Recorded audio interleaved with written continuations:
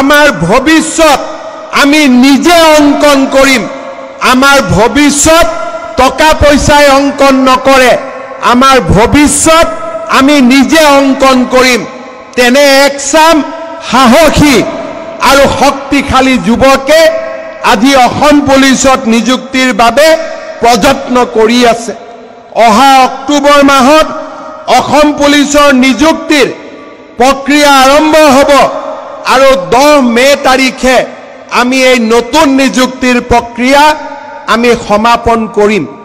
তাৰ লগে লগে মই ইতিমধ্যে বনমন্ত্ৰী চন্দ্ৰমোহন পাটোৱাৰী ডাঙৰীয়াক কৈছোঁ যে আজি আমি 940 গৰাকী নৱনিযুক্ত ফৰেষ্ট গাৰ্ডৰ আজি আমি ইয়াতে পাছিং আউট পেৰেডত উপস্থিত আছোঁ। অহা ফেব্ৰুৱাৰী মাহৰ ভিতৰত আৰু